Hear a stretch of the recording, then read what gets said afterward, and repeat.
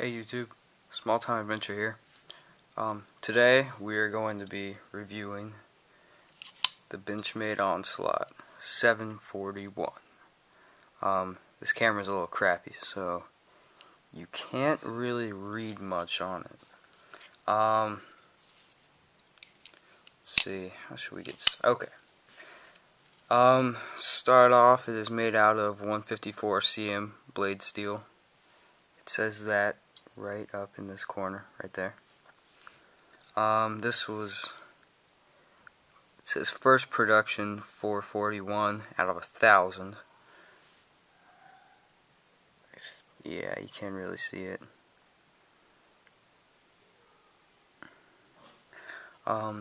This was made in cooperation with Bob Lum. He designed this knife. This was his first design that incorporated the axis lock right here. The blade is 4.3 inches long. This knife total weighs 6.8 ounces, so it's a little on the heavy side. Let's see, I modified mine, put a zip tie right here. So it's kind of like the Emerson Wave, just opens up as soon as you pull it out. Like all Benchmade's lockup is extremely solid, no play in any direction. Turn it around, here's the pocket clip. Right side carry only, unfortunately. You cannot switch it around. So you can remove this pocket clip, but you can't go tip down or tip up, you can't switch. And if you're lefty, well, I guess you'll have to find a different kind of knife to carry then. Let's see here. Mine has a decent amount of wear on it. I mean, I carry it around everywhere that you're allowed to carry knives. Another thing, if you look inside here,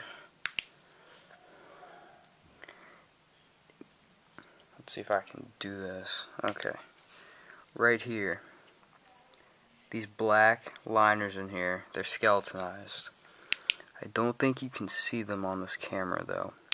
Anyways, they're milled out on the inside, so they saved some weight with this knife. This blade has a lot of belly to it, as you can see. So I think this would be great for skinning. You could definitely gut and skin a deer with this knife. I think you could also use this as a defensive blade. It is pretty sizable, so it'd definitely be a viable option. I know Nothing Fancy emphasizes, being armed and stuff like that. So, some places you can't carry guns, but you can carry a knife. This would definitely be one of my top choices for a folder. I guess with sharpening with this knife, I haven't really had too much trouble, but then again, I use an electric sharpener, like this works sharp right here.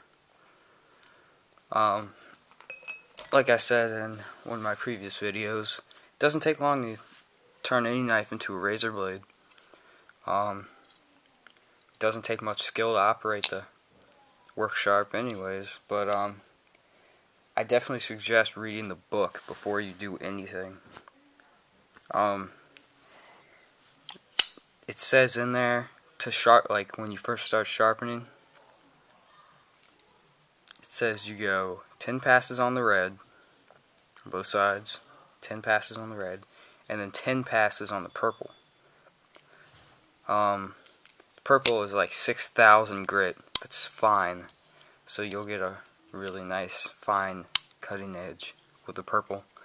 The red, you can just go ahead and use the red. You don't have to use the purple. Red will get it decently sharp. You can do basically any kind of work with your knife if you sharpen it with the red. And The green belt is mainly just for sharpening tools and stuff, but I'm not doing a review on the workshop, so let's get back to the knife.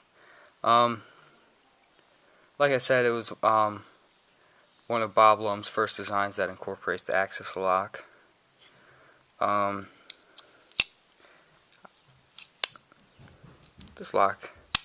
This is my first Benchmade, so I'm really happy with this knife right here. Centering, you know, like usual, it's centered nicely. And this thing won't eat your pockets up, like I know with the Cold Steel Recon 1. It has some really aggressive G10 scales. So when you put it in your pocket, it'll just destroy your pockets. This is kind of smooth, polished. It looks like polished G10. It looks really nice. There's no jimping up here on the blade at all. In fact, there's no jimping on the entire knife. It's all very smooth and all that kind of stuff. There's a choil right here for your finger. And with this zip tie right here, it just gives your thumb a place to stop.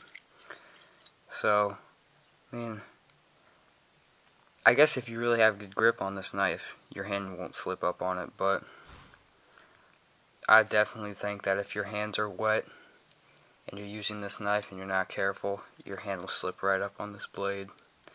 And this blade is razor sharp, so you would definitely have to get stitches. And that's no fun.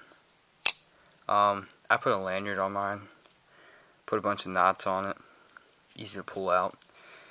And as soon as you pull it out, you know, it just kind of flings open, so that's nice.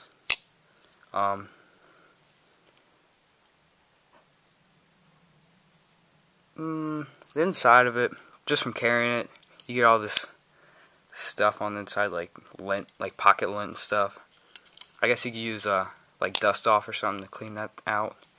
So I know a lot of people have like OCD when it comes to their knives, so they don't like it when it has like a little piece of dirt stuck in there or something like that. But yeah, I'd definitely say this knife, if I had to rate it on a scale 1 to 10, I definitely rate this knife a 10. But it's only for the people who could really afford it. I mean, this knife, where I got it, retail, it was $180. I know if you get it wholesale, you can get it for $90, so if you know somebody who owns a store that carries Benchmade, you could pick this thing up for 90 bucks. But I got this for Christmas, so yeah, I kind of got a free ride on that. Let's see here. They do make a miniature version of this. I do not have it, unfortunately. But they also make a version with a black coated blade and also partially serrated back here. So, I think None Fancy calls this a tactical buzzsaw. I would definitely agree with that if you're law enforcement or military. I think this would be a keeper as a knife.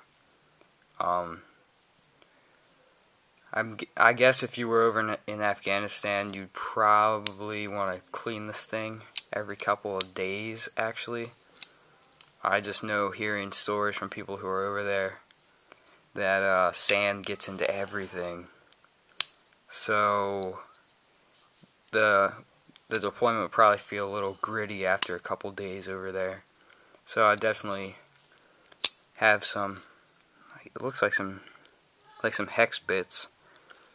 Take this apart and go through it with like a toothbrush and some soapy water, and then grease it up with, I guess, whatever you can really find. Yeah, just to keep it smooth with opening and stuff. Also, right here, you can see it's got this liner. It's plastic, but it makes this knife overall look really nice. So, yeah. That's my review on the Benchmade Onslaught 741. Please comment, rate, and subscribe.